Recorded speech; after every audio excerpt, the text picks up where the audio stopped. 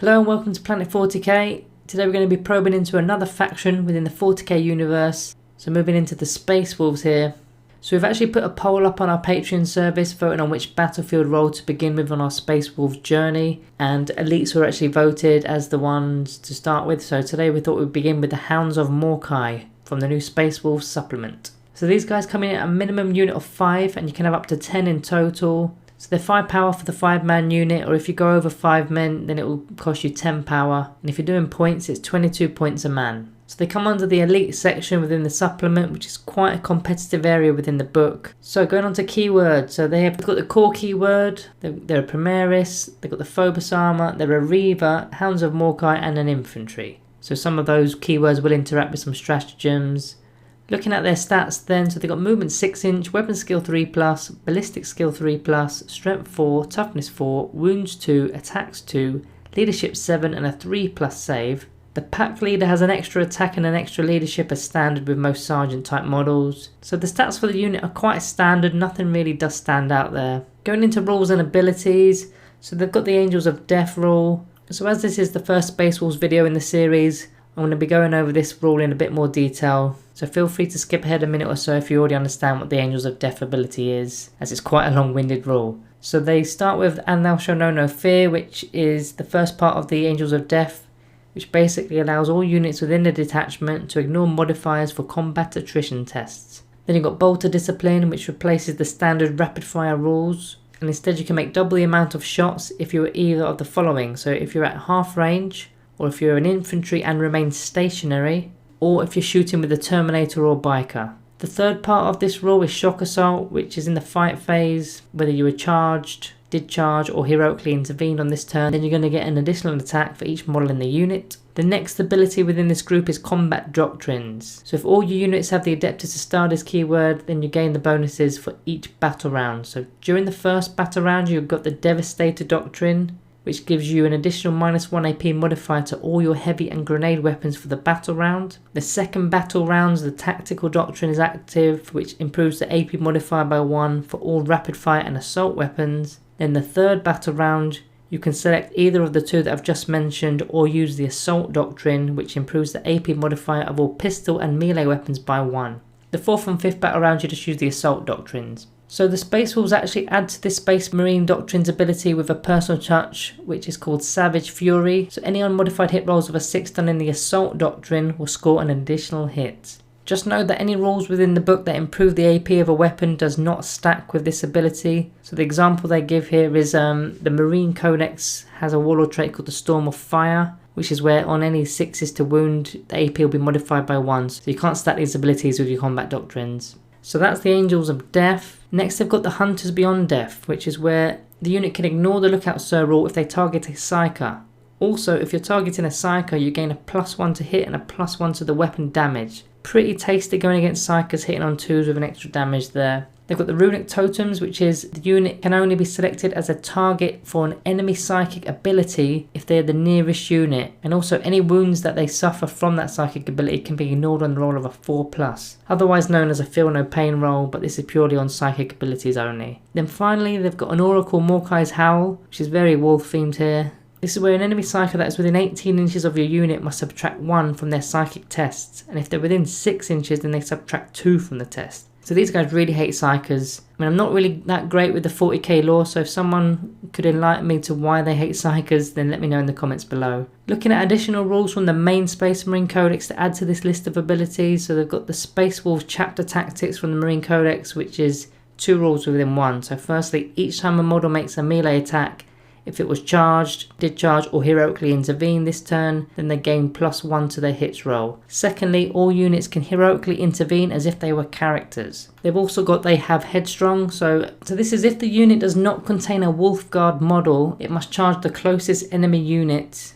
So in the case of the Hounds of Morkai, they don't have a Wolfguard model, so they'll need to charge the nearest unit. Okay, so onto the weapon loadouts then. So these guys come stocked with frag and crack grenades, which I'll briefly put on the screen for you. It's quite a standard marine weapon here, where you forego all your shooting attacks from one model within the unit, and instead they throw a grenade. A lot of people seem to forget that they've got grenades, and they can actually be quite useful whether it's thrown at a horde unit or an elite model. They also come stocked with special issue bolt pistols, a combat knife, and a grapnel launcher. So let's check these out. So firstly, the special issue bolt pistols, they're range 12-inch, pistol 1, strength 4, minus 2 AP and single damage. So a pretty straightforward pistol, except it's minus 2 AP, which is not bad, and it can also be shot while in engagement range for the added damage there. Obviously the range isn't great at 12 inches, but that's the pros and cons of a pistol in a nutshell. The combat knife basically gives an extra attack at strength 4 with no AP and single damage, so it's just a free dice roll there, nothing fancy. The grapnel launcher isn't actually a weapon, this is a piece of war gear which allows the unit to not only have outflank, but they can also move vertically without using up any movement, so scaling terrain is free movement as long as it's vertical. The outflank rule is simply where you can come in from reserves from turn 2 onwards, and you can come in on any table edge as long as you're more than 9 inches away from enemy units when you enter the battlefield.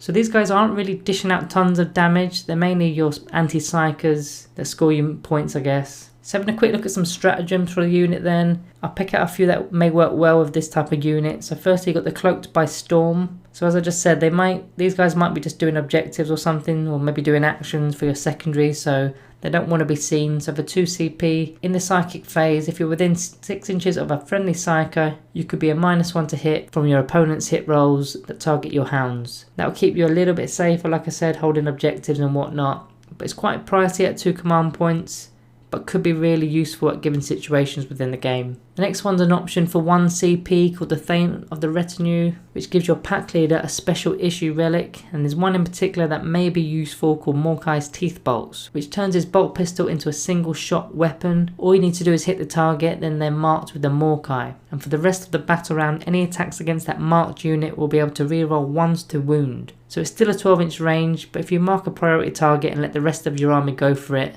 rerolling 1s to wounds is pretty sweet. Bestial Nature for 1 CP allows you to turn your assault doctrines on any given turn, which will be giving your pistols a -3 AP modifier instead of a -2, so it can be useful. And finally, if you wanted to get a bit more saucier against your psychers, then you can get the Runic Wards for 1 CP, which allows your hounds to deny the witch within 12 inches as if they were a psyker. So your opponents are really going to think twice about using psychic abilities around these guys, as they shut down psychers better than Tyranids do. So overall, these guys are like your Marine Reavers, but with the added twist of being anti-psyker. They don't have grab shoots for the deep strike, but they do gain outflank instead, and they just shut down factions such as Thousand Suns and Grey Knights for fun. These models don't seem to fit for my liking. I mean, this is a Space Wolves faction, and these guys look more like just standard Reaver Marines. I feel like these guys aren't really your go-to unit within the book, or even within the elite section for that matter. They don't shoot great, they need to be in close proximity to actually fire their pistols, yet they aren't really combat guys and are quite combat orientated faction,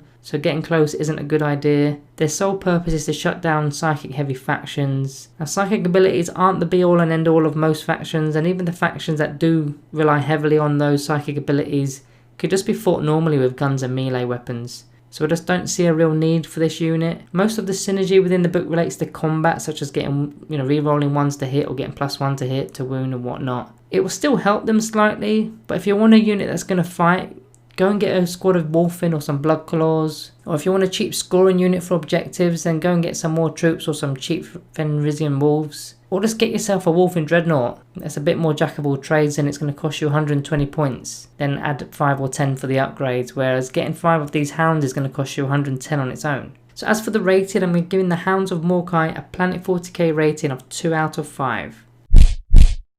I can't imagine a lot of people will be fielding these guys at present. I know they're a new model, but I'd be quite disappointed as a Space Wolves player if this was our shiny new unit from the supplement release, especially when Reavers were already available from the Marine Codex. So for all you Space Wolves players out there, let me know what your thoughts are with this unit. Do you field them? What do you do with them? Would love it if you could share your experiences in the comments below.